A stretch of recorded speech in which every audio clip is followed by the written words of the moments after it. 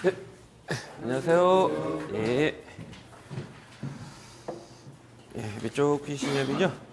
우리가 이제 대칭좌표법 들어갈 차례죠. 예, 우리가 이제 저번 시간에 우리가 이제 대칭좌표법 조금 우리가 설명드렸는데요. 우리 대칭좌표법이라는 것은 불평행회로 계산을 쉽게 하기 위해서 대칭좌표법이라는 걸 도입시킨 거고요. 대칭회로, 즉 평형회로 계산은 아주 쉬운데 선로에 불평이 생겼다. 즉 선로가 한 선이 땅에 떨어졌다라든지 두 선이 땅에 떨어지면 그 선로에는 불평이 생깁니다. 그래서 이와 같은 불평회로를 직접 계산하기 힘드니까 이것을 평형회로인 대칭성분으로 영상분, 정상분, 역상분 값을 구한 다음에 그거를 계산해가지고 다시 중첩을 시켜서 해석하는 방식이 바로 대칭좌표법입니다. 그래서 여러분이 전력공학 들어가시면 뭐 고장 계산해가지고 약간 조금 힘든 부분이 있다 보니까 거기에서 간혹 이제 생략을 많이 하죠. 어려운 부분이기 때문에. 그래서 이 전기이론, 회로 이론 같은 경우에도 뭐 전력 쪽이랑 뭐 크게 뭐 100% 상관없는 건 아닌데 약간 좀 연관성이 있는 부분이고요. 이 부분에서는 문제가 이제 나오게 되면은 한두 문제 정도 출제되니까요. 여기에 나오는 문제는 그렇게 어렵지는 않습니다. 그래서 기본적인 상으로만 출제되기 때문에 나오게 되면 무난하게 맞출 수가 있을 것이고요. 그럼 이제 대칭좌표법이라는 것은 이제 불평회로를 계산하기 위해서 우리가 대칭좌표법을 도입을 시킨 거고요. 요거를 직접 계산하기가 힘드니까 우리가 영상분, 정상분, 역상분으로 세 개를 쪼개서 계산을 직접 하는 겁니다. 그러니까 우리가 영상, 정상, 역상분을 우리가 이제 구해가지고 불평형 회로를 우리 계산하는 건데 중요한 것은 우리가 영상분, 정상분, 역상분 값이란 용어들이 이제 나오는 거기 때문에 간단하게나마 기호 같은 걸 제가 한번 적어볼게요. 그래서 지금 적어드렸던 것은 영상분, 정상분, 역상분의 의미가 중요한 건 아니고요. 여기에 나오는 이제 기호들이 중요하기 때문에 이 기호들 여러분이 알고 계셔야지만 문제를 풀 수가 있는 겁니다. 그러면 첫 번째로 우리가 이제 영상분이라는 게 있습니다. 영상분. 그럼 중요한 것은 영상분이 뭐냐가 중요한 게 아니라 영상분을 기호로 어떻게 쓰냐가 중요합니다. 그러면 영상분이라는 것은 첨자, 뭐를 따서? 제로, 0을 따가지고요.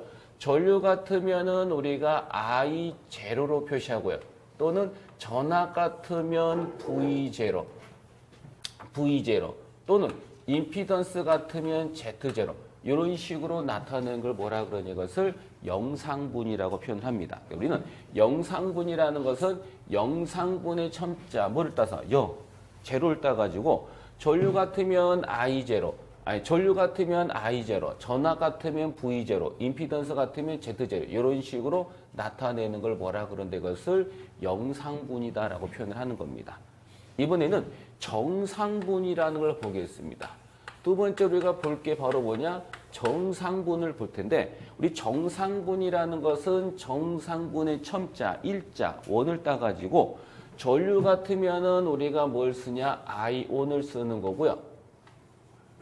전압 같으면 우리가 V1을 쓰는 거고 임피던스 같으면 Z1 이런 식으로 나타내는 걸 뭐라 그러는데 이것을 정상분이다라고 부릅니다. 이번에는 역상분이라는 게 있는데 역상분이 뭡니까? 라는 게 중요한 게 아니라 우리가 문제를 풀 때는 역상분을 기호로 어떻게 쓰냐가 중요한 건데 역상분이라는 것은 역상분의 첨자 E2를 따가지고요. 전류 같으면 I2가 되고요. 전압 같으면 V2가 되고요. 임피던스 같으면 Z2 이런 식으로 나타내는 것을 역상분이다라고 표현을 하는 겁니다. 우리가 영상분, 정상분, 역상분이 뭐냐가 아니라 영상분과 정상분, 역상분을 기호로는 어떻게 나타내냐가 중요한 건데 우리가 영상분이라는 것은 영상분의 첨자 0, 제로를 따서 전류 같으면 I0, 전압 같으면 V0, 임피던스 같으면 Z0 이렇게 쓰는 거고요. 정상분이라는 것은 정상분의 첨자 1, 1을 따가지고 전류 같으면 I1, 전압 같으면 V1, 임피던스 같으면 Z1라고 쓰는 거고 역상분이라는 것은 역상분의 첨자 2를 따가지고 전류 같으면 I2, 전압 같으면 V2, 임피던스 같으면 Z2 이런 식으로 나타낸다라는 것을 여러분이 기억합니다. 그럼 우리가 대칭좌표법을 우리가 이제 계산하기 위해서는요. 바로 영상분, 정상분 우리가 역상분을 구해야 되는 겁니다. 우리 대칭좌표법이란 불평회로를 쉽게 계산하기 위해서 우리가 대칭좌표법을 도입한 거고요. 그럼 불평회로를 우리가 계산하기 위해서는 영상분값, 정상분값, 역상분값이 얼마인지 알고 계셔야지만 우리가 불평회로를 계산할 수가 있다는 겁니다. 그러면 영상, 정상, 역상을 알기 위해서는 먼저 뭘 알아야 되냐면은 각상 성분 계산 먼저 알아야 되고요. 그거를 통해서 우리가 요 값과 요 값과 요 값을 우리가 알 수 있는 겁니다. 지금부터 이제 몇 상? 3상을 가지고 우리가 한번 설명을 한번 해봅니다. 보시면요. 3상이라는 것은 코일이 몇 개 있다는 거예요? 3개죠. 그러면 코일 3개를 제가 한번 이렇게 결선해 보겠습니다. 어떻을까요? 어떻을까요?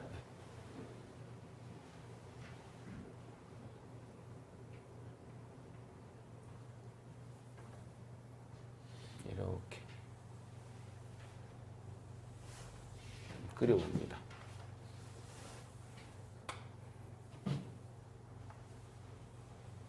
코일 하나. 3상이니까 코일이 몇 개 있어요? 3덩어리가 있다는 거죠. 이렇게 코일이 이렇게 3덩어리가 있습니다. 그러면 한쪽을 이렇게 묶어주는 것을 우리는 무슨 결선이라고 불러요? Y결선이라고 부르는 거죠. 그때 제가 여기에서 이렇게 뭐를 뽑았어요? 선이라는 걸 이렇게 뽑습니다. 이렇게 뽑습니다. 그럼 상이 몇 개 있어요? 상이 몇 개?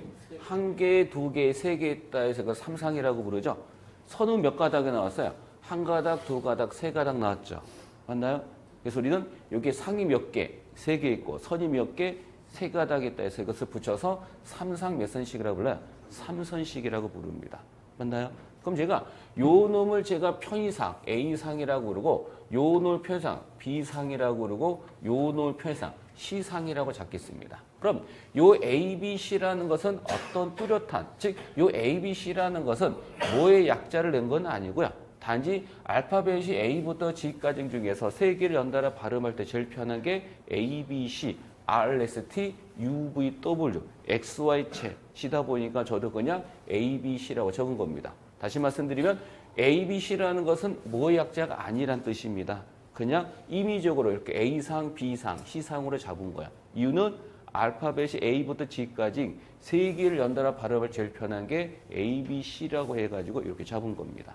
그럼 요거는 A상이고 요거는 B상이고 요거는 바로 C상입니다. 그럼 우리는 요 A상에 흐르는 전류를 뭐라고 부를까요? 요 A상에 흐르는 전류를 제가 이것을 IA라 하고요. 그 다음에 B상에 흐르는 전류를 저는 이것을 우리는 IB라고 하고요.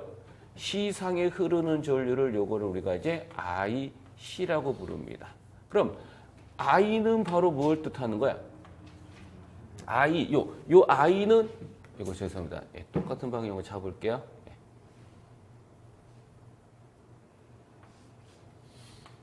이렇게 잡겠습니다. 그러면 요 I라는 것은 뭘 의미하는 거야? 전류를 의미하는 거고, 요거 ABC라는 것은 뭘 의미하는 거야? 상을 의미합니다. 그럼 요것은 IA라는 것은 A상에 흐르는 전류를 뜻하는 거고요. IB라는 것은 B상에 흐르는 전류를 뜻하는 거고요. IC는 바로 뭐냐? C상에 흐르는 전류를 뜻하는 겁니다. 그러면 A상에 흐르는 전류, 요 IA라는 것은 얼마입니까? 라고 여쭤본다면 A상에 흐르는 전류라는 것은 바로 뭐냐면은 I 뭐야? 제로 플러스 I1 플러스 I 뭐가 되냐? 2입니다.